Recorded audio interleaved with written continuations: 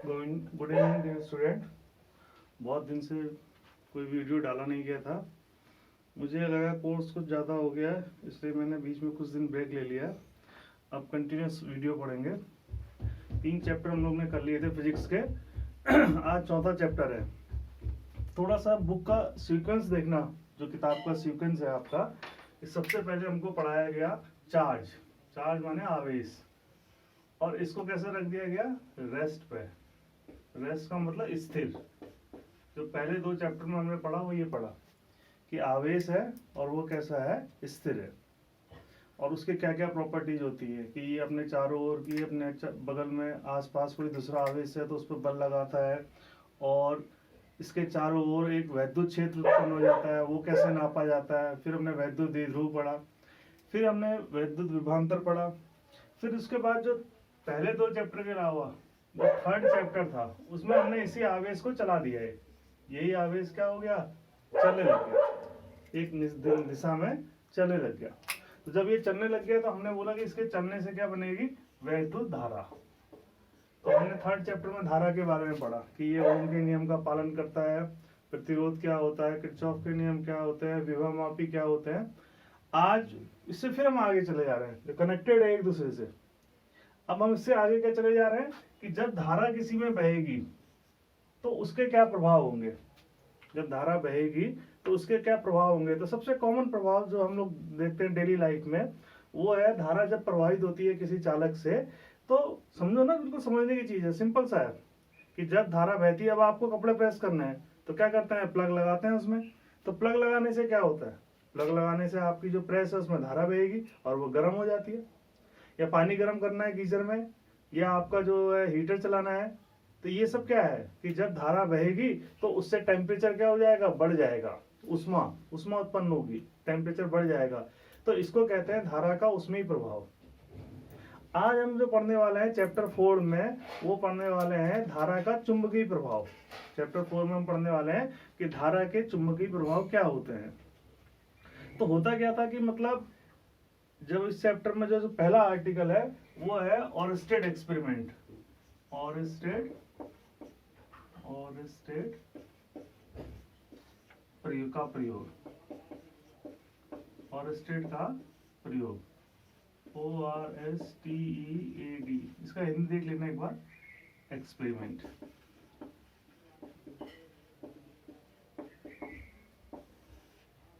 असल में पढ़ाई में क्या होता है कि जो चीजें हम बार बार देखते हैं वो चीजें समझ में आ जाती है। जैसे मैंने बताया कि जो आपका धारा का तापीय प्रभाव है वो हमारे आसपास होता है और हम देखते हैं तो वो हमें समझ में आ जाती है। ये वाला जो है इसको हम लोग कम देखते हैं या बिल्कुल पढ़ाई इसके बारे में बात नहीं करते हैं, तो इसको समझने में थोड़ी सी दिक्कत होती है। लेकिन बार बार अगर पढ़ोगे तो समझ में आ जाएगा। तो सबसे पहला आर्टिकल इसमें जो है ऑरस्टेड का एक्सपेरिमेंट है। तो ऑरस्टेड का जो एक्सपेरिमेंट है उसमें है क्या, मतलब इसकी जो हिस्ट्री है उसमें है क्या कि भाई जो चुंबकत्व था, चुंबकत्व मतलब चुंबक के गुण। चुंबक के गुण क्या होते हैं, लोहे निकल वगैरह को अपनी ओर आकर्षित करता है, उसके 2 ध्रुव होते हैं और समान ध्रुव प्रतिकर्षित करते हैं, जो भी गुण थे। तो चुंबक का यूज हम लोग करते हैं घर में, कहाँ पर करते हैं, बहुत जगह यूज होता है। और सबसे कॉमन यूज फ्रिज के दरवाजे में, जैसे ही दरवाजा बंद होने को होता है फिर नजदीक आ गया अपने आप लॉक हो जाता है, तो वहां पर हम चुंबक इस्तेमाल करते हैं। ऐसे बिजली, जहां पर बिजली की जरूरत पड़ती थी हम बिजली का जो है यूज करते थे। लेकिन इसने क्या करा, इसने एक रिवोल्यूशनरी चेंज करा। रेवोल्यूशनरी चेंज का मतलब एक बहुत एक्सपेरिमेंट छोटा सा था लेकिन उसका चेंज बहुत बड़ा सा था। इसने क्या करा, इसने हमको ये दिखाया कि भाई ये जो 2 आपके अलग अलग ब्रांचेज हैं, एक वैद्युत धारा वाली वैद्युतिकी और एक आपकी जो ये चुंबकत्व है, ये अलग अलग नहीं है, ये दोनों आपस में मिले हुए हैं। जैसे पुराने पिक्चर में होता था कुंभ के मेले में बिछड़े हुए हैं दोनों भाई, जब हम बताते हैं ना, तो वैसे यहाँ पर भी इसने बोला कि ये दोनों एक ही चीज है। अपने प्रयोग से इसने सिद्ध करा कि भाई आप वैद्युत धारा से भी चुंबक बना सकते हैं। और बाद में हम पढ़ेंगे कि चुंबक से इसका उल्टा करा फैराडे ने, उसने चुंबक से क्या बनाई, वैद्युत धारा। तो इसका मतलब है कि इसने वैद्युतिकी और चुंबकत्व दोनों ब्रांचेस को क्या कर दिया, मिला दिया। फिर हम थोड़ा सा अगर आप एडवांस पढ़ोगे तो फिर उसमें आएगा कि जो प्रकाश है, लाइट, तो मैक्सवेल ने क्या करा, उसको भी मिला दिया। मैक्सवेल ने लाइट, वैद्युत क्षेत्र, चुंबकीय क्षेत्र, ये तीनों को मिला दिया, बोला एक ही चीज है ये।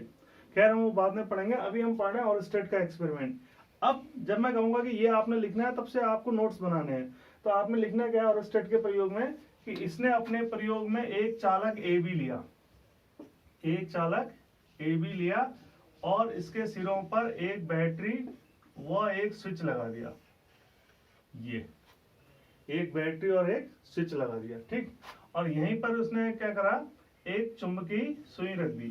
चुंबकीय सुई का मतलब कंपास, चुंबकीय सुई का मतलब आजकल मोबाइल वगैरह में भी आता है, जो हमें दिशा बताता है। नॉर्मली ये किस दिशा में रुकता है, नॉर्थ और साउथ दिशा में रुकता है। तो ये उसका छोटा सा प्रयोग था। उसने, अब क्या लिखोगे, उसने अपने प्रयोग में एक जो है, जैसे मैं बोल रहा हूँ वैसे लिखना है। उस थोड़ा तेज बोलना पड़ेगा वीडियो बनाने में, इसको थोड़ा स्लो करके भी देख सकते हैं। उसने अपने प्रयोग में एक चालक ए बी लिया, जिसके सिरों में एक बैटरी और एक कुंजी जोड़ दी, एक कुंजी जोड़ दी, तथा इसके नजदीक जो है एक चुंबकीय सुई रख दी। तो फिर लिखोगे इसका ऑब्जर्वेशन क्या था, उसने क्या देखा। तो जब चुंबकीय सुई जो है, जब यहाँ पर कोई धारा नहीं बहती है, तो चुंबकीय सुई नॉर्थ साउथ दिशा में रुकी रहती है। लेकिन जैसे ही हम इसको ऑन कर देते हैं, तो ये विचलित हो जाती है।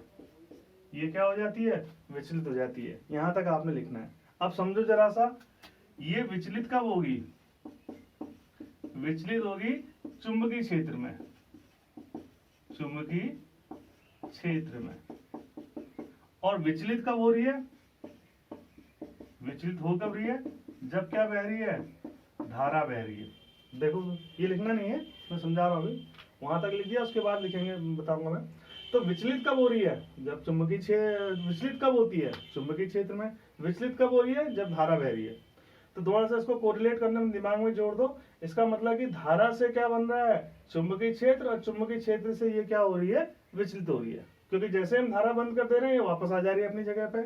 तो विचलन हो रहा होता है चुंबकीय क्षेत्र में, और चुंबकीय क्षेत्र में हो रहा है, और विचलन हमारा हो रहा है धारा बनने के कारण। इसका मतलब है कि धारा बनने से उसके आसपास क्या बन गया, एक चुंबकीय क्षेत्र बन गया। तो अगली लाइन में अब आप क्या लिखोगे, कि जैसे ही उसने स्विच को ऑन करा, तो ये विचलित हो जाती है। चूंकि कंपास जो है वो चुंबकीय क्षेत्र में विचलित होता है, अतः इसका मतलब ये हुआ कि जब धारा प्रवाहित होगी, तो उसके आसपास क्या बन जाएगा, एक चुंबकीय क्षेत्र बन जाएगा। तो उसकी फिर लिख देंगे। अतः ऑरस्टेड ने क्या बताया, उसने ये बताया कि अपने प्रयोग से ये सिद्ध किया कि धारा से भी क्या बन सकता है, चुंबकीय क्षेत्र बन सकता था। और अभी तक चुंबकीय क्षेत्र किससे बन रहा था, चुंबक से। तो उसने दोनों ब्रांचों को मिला दिया। तो लास्ट में लिख देंगे कि उसने अपने प्रयोग से सिद्ध किया कि धारा जो है उससे भी क्या बनता है, एक चुंबकीय क्षेत्र बनता है। समझ में आना चाहिए। अब देखो, अब इसको मैं एक एक्सपेरिमेंट से, एक एग्जांपल से समझाता हूँ। कि एक हमारे पास एपरेटस होता है, उसको कहते हैं रेजिस्टेंस बॉक्स। ये रेजिस्टेंस बॉक्स, प्रतिरोध तो पता है। तो उसमें हम कोई भी प्रतिरोध पैदा कर सकते हैं। जैसे उसमें क्या होता है, कई सारे प्रतिरोध होते हैं। तो जैसे आपको 1 ओम का चाहिए तो 1 बना देंगे, 2 ओम का चाहिए तो 2 बना देंगे, 3 का।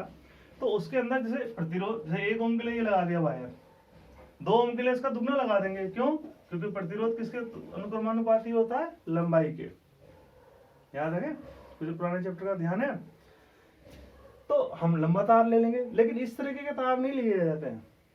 क्यों नहीं लिए जाते हैं, कि जब हम प्रतिरोध बॉक्स को किसी प्रयोग में इस्तेमाल करेंगे, तो किसी प्रयोग में आप इस्तेमाल कर रहे हो और मान लीजिए वो चुंबक से संबंधित प्रयोग है, तो ये तार में जब धारा बहेगी तो उसमें क्या होगा, उसके आसपास एक चुंबकीय क्षेत्र प्रवाहित होगा, बनेगा। तो आसपास एक चुंबकीय क्षेत्र बनेगा, तो वो क्या करेगा कि आपके जो वो है रीडिंग है उसको चेंज कर सकता है। तो इसमें जो वायर ली जाती है उसमें डबल हेलिकल ली जाती है। जैसे ये डबल हेलिकल,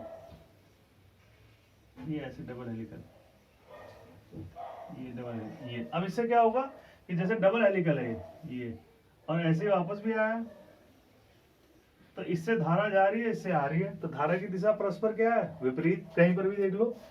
तो विपरीत होने से क्या होगा, ये एक दूसरे के चुंबकीय प्रवाह को कैंसिल कर देंगे।